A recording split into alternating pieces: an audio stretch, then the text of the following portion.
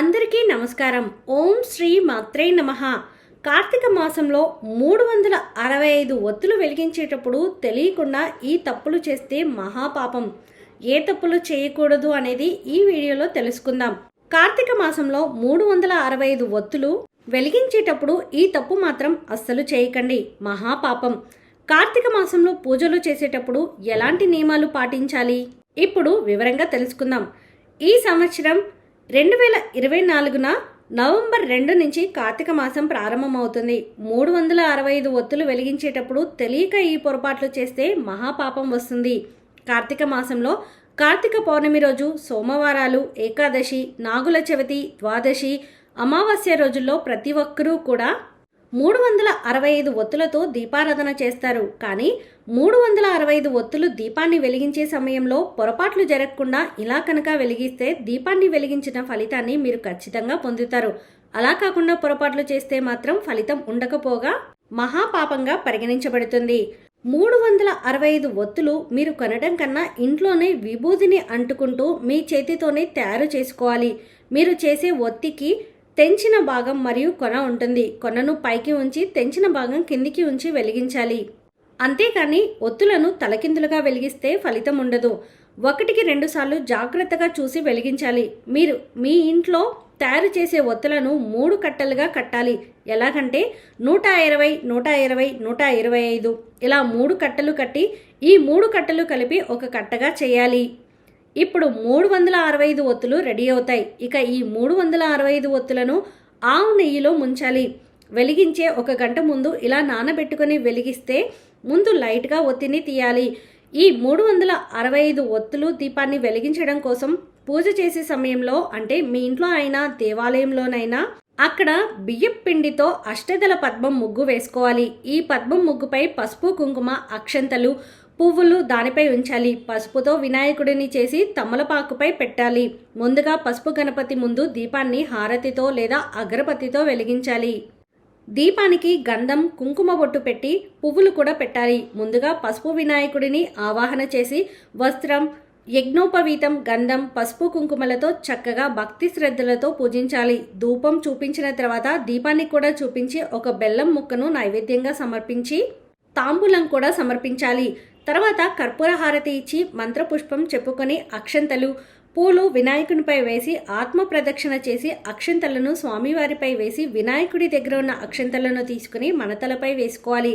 కుంకుమ బొట్టు కూడా పెట్టుకోవాలి. ఇలాంటి దీపాన్ని వెలిగించే సమయంలో హరహర మహాదేవ శంభో శంకర అని లేదా ఓం నమః శివాయ అని స్వామివారి పంచాక్షరి మంత్రాన్ని జపిస్తూ వెలిగించాలి. అలా వెలుగుతూ ఉన్న 365 ఒత్తుల దీపాన్ని పసుపు, కుంకుమ, అక్షంతలు అలాగే పూలతో పూజించాలి. అలాగే 365 ఒత్తుల దీపానికి ధూపాన్ని చూపించాలి. అలా వెలుగుతున్న దీపానికి నైవేద్యంగా బెల్లం ముక్క సమర్పించాలి. లేదా చలిమిడి, వడపప్పు, పానకం, పరమాన్నం వంటివి సమర్పించుకోవచ్చు. తర్వాత ఆ దీపానికి కొబ్బరికాయని కొట్టి నైవేద్యంగా పెట్టాలి. ఇక చివరగా కర్పూర హారతి వెలిగించి దీపానికి చూపించాలి. ఈ ఒత్తులు వెలుగుతున్నంతసేపు కార్తీక పురాణం చదువుకుంటే చాలా మంచిది. లేదా ఓం నమః శివాయ అనే పంచాక్షరి మంత్రాన్ని జపిస్తూ ధ్యానం చేయాలి. ఈ విధంగా 365 ఒత్తులు ఆహుతి అయ్యే వరకు అక్కడ ఉండాలి. అంతేగాని మధ్యలో వెళ్ళిపోకూడదు. అలా మధ్యలో వెళ్ళిపోతే వెలిగించిన ఫలితం ఉండదు. అందుకే గుడిలో అయితే పూర్తిగా వెలిగేదాకా ఉండాలని భావించి చాలామంది ఇళ్లలో ఉండే తులసి కోట దగ్గర ఈ 365 ఒత్తుల దీపాన్ని వెలిగిస్తారు. ఈ దీపాన్ని మీ ఇంట్లో కూడా వెలిగించుకోవచ్చు. ఇలా ఈ 365 ఒత్తులు ఆహుతి అయ్యాక ఈ భస్మంపై కొద్దిగా నీళ్లు చల్లి ఆ బూడిదను తీసుకెళ్లి మొక్క పాదులో వేయాలి. లేదా నీటిలో వేసి ఆ నీటిని చెట్ల మొదల్లో వేయాలి. ఆ తర్వాత దీపం వెలిగించిన దగ్గర నీటితో శుభ్రం చేయాలి. ఈ విధంగా 365 ఒత్తులను కార్తీక మాసంలో సోమవారాలు, ఏకాదశి రోజు, పౌర్ణమి రోజు, నాగుల చవితి, అమావాస్య రోజు కూడా ఈ ఒత్తులను వెలిగించవచ్చు. ఈ విధంగా 365 ఒత్తులను పొరపాట్లు చేయకుండా వెలిగిస్తే మీరు 365 రోజులు దీపాలు వెలిగించినంత ఫలితాన్ని పొందుతారు.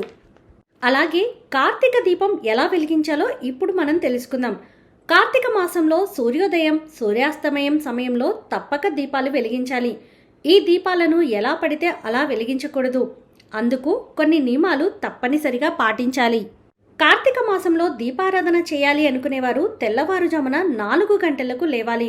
ఆరోగ్యం సహకరిస్తే తలస్నానం చేస్తే చాలా మంచిది. ఇక స్నానం చేసిన తర్వాత ముందుగా పూజ గదిలో దీపం వెలిగించాకే సింహద్వారం అంటే గుమ్మం ముందు, అలాగే తులసి కోట దగ్గర దీపాన్ని వెలిగించాలి. తులసి కోట దగ్గర ముందుగా నీటితో శుభ్రం చేసి శంఖం, పద్మం, చక్రం, గోపాదాలను కలిపిన ముగ్గును వేయాలి.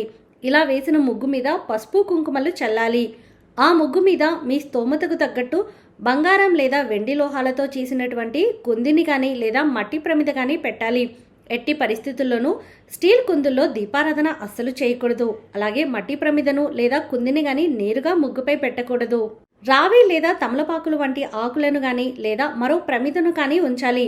ఆ ప్రమిదలో 2 లేదా 3 ఒత్తులను వేసి దీపాన్ని వెలిగించాలి. దీపాన్ని వెలిగించేటప్పుడు ఆవు నెయ్యి చాలా శ్రేష్టం. ఇది కుదరని పక్షంలో నువ్వుల నూనెతోనైనా దీపారాధన చేసుకోవచ్చు. ఎట్టి పరిస్థితుల్లోనూ వేరుశనగ నూనెతో దీపాన్ని వెలిగించకూడదు. దీపాన్ని నేరుగా అగ్గిపుల్లతో కూడా వెలిగించకూడదు. ఏకహారతితో గాని మండుతున్న అగరబత్తితో కానీ వెలిగించాలి. దక్షిణ దిక్కు యమస్థానం కాబట్టి దక్షిణ దిక్కు చూస్తున్నట్లుగా కార్తీక దీపం వెలిగించకూడదు. దీపం వెలిగించాక దీపాన్ని లక్ష్మీదేవిగా భావించి దీపలక్ష్మి నమోస్తుతే అంటూ నమస్కరించాలి. ఆపై దీపంపై పసుపు కుంకుమ గాని అక్షంతలు గాని చల్లాలి. ఉదయం పూట దీపారాధన నక్షత్రాలు కనిపిస్తూ ఉండగానే ముగించాలి. ఈ దీపారాధన ముగించాక కృతికా నక్షత్రాలకు నమస్కరించుకోవాలి. తెల్లవారుతుండగా చంద్రునితో పాటుగా తూర్పు దిక్కున కనిపించే 6 నక్షత్రాలే కృతికా నక్షత్రాలు. అగ్నిస్వరూపమైన ఈ నక్షత్రాలకు ప్రత్యేకంగానే మనం ఈ కార్తీక దీపం వెలిగిస్తాం.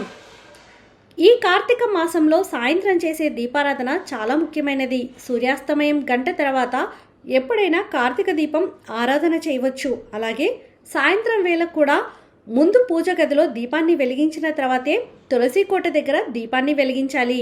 ప్రధాన ద్వారం గుమ్మానికి ఇరువైపులా 2 దీపాలను ఉంచాలి. అలా ఉంచి ప్రమిద కింద ఇంకొక ప్రమిద ఉంచడం మర్చిపోకూడదు. కార్తీక మాసంలో ఇలా దీపారాధన చేయడం వల్ల శివకేశవులతో పాటు సుబ్రహ్మణ్యేశ్వర స్వామి ఆశీస్సులు తప్పక మీకు కలుగుతాయి. ఇలా చేయడం వలన అప్పటి వరకు చేసిన పాపాలన్నీ నశించి జీవితంలో మీరు కోరుకున్నవన్నీ దక్కుతాయి. అంతటి పవిత్రమైనది ఈ కార్తీక దీపారాధన. కాబట్టి కార్తీక దీపం ఆరాధన ఇలా చేయాలి. కార్తీక పురాణంలో దీపారాధన గురించి ఇలా వివరణ ఉంది. ఇది వింటే 1,000 యజ్ఞాలు చేసినంత పుణ్యం కలుగుతుంది. పూర్వం కళింగ దేశంలో మందన్నుడు అనే బ్రాహ్మణుడు ఉండేవాడు. వేద అధ్యాయాన్ని, సాయం సంధ్యా వందనాన్ని మరచి క్రూరంగా జీవించేవాడు. అడవిలో బాటసారులను దోచుకునేవాడు. అతని భార్య మాత్రం చాలా ఉత్తమురాలు. ఒకరోజు అడవిలో మందలలో ఒక బ్రాహ్మణుడిని చూసి కత్తితో బెదిరించి చెట్టుకు కట్టేసి అతను సొమ్ములను దోచుకున్నాడు. ఆ బ్రాహ్మణుడు కూడా మిత్రుడిని మోసగించి డబ్బును అపహరించాడు. అప్పుడు అక్కడికి ఒక బోయవాడు వచ్చి 2 బ్రాహ్మణులను చంపి సొమ్ము తీసుకున్నాడు. ఆ బోయవాడు చెట్టు కింద నిద్రపోతుండగా ఒక పులి వచ్చి అతనిపై దాడి చేసింది. ఆ బోయవాడు తన దగ్గర ఉన్న కత్తితో పొడిచి ఆ పులిని చంపాడు. ఆ పోరాటంలో పులి, బోయవాడు ఇద్దరూ చనిపోయారు. బ్రాహ్మణుడు, వేటగాడు, పులి ముగ్గురు ఒకే చోట చనిపోయి యమలోకానికి పోయారు.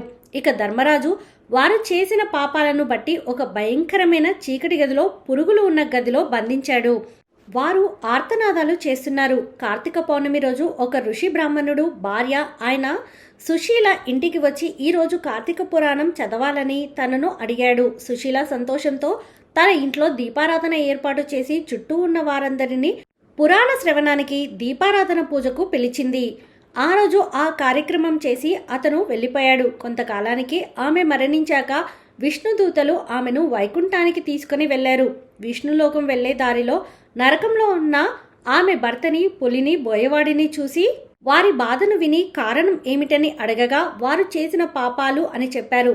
వీరికి మోక్షం ఎలా లభిస్తుందని ఆమె విష్ణుదూతలను అడగగా, నీవు పురాణ శ్రవణ ఫలాన్ని, ఒత్తిని, ప్రమిదని, పురాణ శ్రవణానికి జనాన్ని పిలిచిన పుణ్యాన్ని వీరికి ఒక్కొక్కరికి దారపోస్తే వారు నరకలోకం నుండి బయటపడతారు అని చెప్పారు.